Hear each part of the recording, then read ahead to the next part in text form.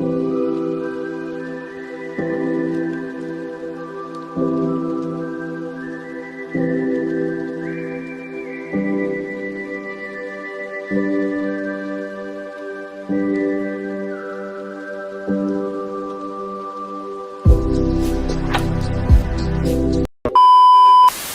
Everyone, good morning. আমি সুস্মিতা। আমার নতুন একটি ব্লগে আপনাদের অনেক অনেক স্বাগতম। আশা করি আপনারা সবাই ভালো আছেন, সুস্থ আছেন। আমরাও ভীষণ ভালো আছি।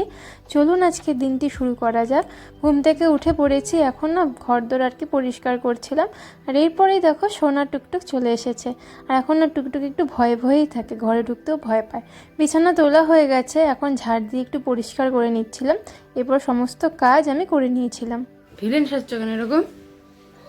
আমি আমার জীবনে সবথেকে বড় ভিলেন, তাই ভিলেন।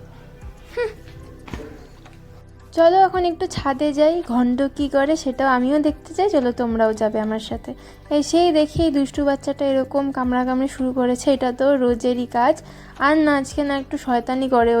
এই যে ফুলগুলো দেখছো, এগুলো ছেড়ে, এগুলোর গাছ ছেড়ে, মানে কোথাও আসলে একটু দুষ্কর মানে অকাজ করতেই হবে, না হলে হয় না। এই যে দেখো পিসি, মানে তুহিনের পিসি, আমারও পিসি এসেছে বাড়িতে। আর কি অনেকক্ষণই ছাদে থাকলাম, এখন একটু কি ঘোরাঘুরি করব। রোদটা না সে ভালো লাগছিল। আর এই যে লঙ্কাগুলো সেদিনে তো দেখলে আমি মাটনে দিয়েছি, আর কয়েকখানা আছে। আর কি অনেকক্ষণই তো থাকা হয়ে গেল ঘন্টর সাথে। এখন কি ওকে বলবো আমার সাথে নিচে যেতে? ও নিচে গেলে হয়। ও যা দুষ্টু একটা বাচ্চা, ও তো সব সময় পারলে ছাদে থাকতেই ভালোবাসে। আর বলা মাত্রই নামলো, আজকে শয়তানি করেনি। এরপর আমি যখন নামছিলাম তখন দেখি সবজি কাকু মানে কাকা ভ্যান নিয়েও চলে এসেছে। আর আজকে সকালে খাচ্ছি দুধ আর এই কলা। চলো খাওয়া দাওয়া করে নিই। এটা কে গো? এটা কে? এটা ঘন্টালুলু পুলু পুলুটা, এটা ঘন্টালুলু পুলু পুলুটা, এটা পুলু পুলুটা, পুলু পুলুটা, পুলু পুলুটা। এই যে এখন রান্নাঘরে চলে এসেছি। এই যে পালং শাকগুলোকে দেখছো, এগুলো সুন্দর করে এখন বেছে নেব। একটু ভালো করেই বাছবো, কারণ না শাকের মধ্যে জানোই তো পোকা থাকে, চুল থাকে। আর সমস্ত কিছু পরিষ্কার করে আমি এখন ধুয়ে রাখলাম শাকগুলো। আর এখন রান্নাঘরে এসেছি। আজকে না আমার রান্নাঘরে সেরকম কাজ নেই। কেন কাজ নেই দাঁড়াও দেখতে পারবে। আর এই যে এখন আর কি দাঁড়িয়ে দাঁড়িয়ে গল্প করছিলাম। রান্নাঘরে ঢুকলো আর আমি রান্নাঘর থেকে পলাই। আর নাই রান্নাঘরে, আমি রান্নাঘরেতে আমি আর নাই। দেখলেই তো বাড়িতে মা এসেছে, তার জন্য আজকে রান্নাঘর থেকে আমার ছুটি। মানে শুধু শাক বানিয়েছে আর কিছু করিনি, সমস্ত রান্না মাই করছে। আর আমি স্নান টান করে এখন ফ্রেশও হয়ে গেছি। চলো রান্নাঘরে গিয়ে দেখি মাকে কি রান্না করছে। খিদা পাইছে? আবার খিদা পাইছে তোর? হ্যাঁ, আবার খিদা পাইছে টুকটুক? রান্নাঘরে এসে দেখি মা এখন আলু ভাজছিল। আমি বলেছিলাম মাকে ভাজতে বলিনি, বলছিলাম যেন মা নিজে ভেজে দিয়েছে। হয়েছে শাক, এটা আমি বানিয়েছি, আর চচ্চড়ি। আর এই যে খেতেও বসে পড়েছি দুপুরে, চচ্চড়ি, শাক, আলু ভাজা। আরও কিন্তু একটা জিনিস আছে, এই যে মাছ।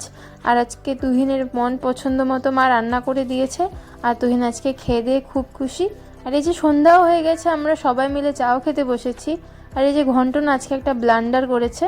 এই যে এরকম আমি ওকে ডাকছিলাম, চার না প্লেটটা রাখা ছিল, এরকম লাফ দিয়েছে, চা বিছানায় পড়ে গেছে। আর এরপর আমি একটু রেডি হয়ে গেছিলাম, তুহিনের সাথে একটু বেরিয়েছি। যাবো না জুতো কিনতে, ঘরে তো এখন হাঁটা যায় না, ঠান্ডা লাগে। তাই এই দাদার দোকান থেকে, তুহিরই চেনা জানা, এই দাদার দোকান থেকে জুতো নিয়ে নিয়েছিলাম। তারপরে বাড়িও চলে এসেছিলাম। আর এই যে দেখো আমার বাবিগুলো বসে আছে পাশে। না বিয়ে হচ্ছিলো জন্য, বোম ফাটছিল জন্য ওরা এইভাবে ভয় পাচ্ছিল। বাড়িতে এসে মা দিয়ে দিয়েছিল কফি। আর কি মার সাথে একটু গল্প করছিলাম। আমাদের বাড়ির পাড়াতেই বিয়ে হয়েছিল, তাই মাকে বললাম যে কীরকম দেখলে বউ। আর এই যে আমি আর বুনু এখন কফি খাচ্ছি। কফি খেতেও বেশ টেস্টি ছিল। আর আমার মার সাথে দেখতে পাচ্ছ আমার বড় কাকিমণি আমার ভ্লগ দেখছিল। এরপর মাকে বাই বলে আমিও বেরিয়ে পড়লাম। প্রথমে এসেছিলাম পিসির বাড়িতে, মানে তুহিনের পিসির বাড়িতে। এখানে মা আর ওই পিসিকে নিয়ে বাড়ি যাচ্ছিলাম। রাস্তায় দেখি একটি বিয়ে বাড়ি, খুব সুন্দর সাজিয়েছিল।